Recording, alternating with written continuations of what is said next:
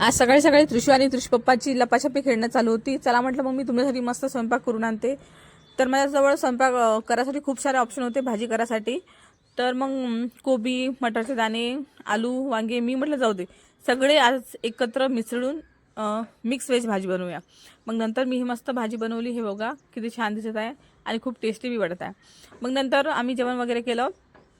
नंतर एक पार्सल आलं होतं मी त्रिशू पप्पासाठी.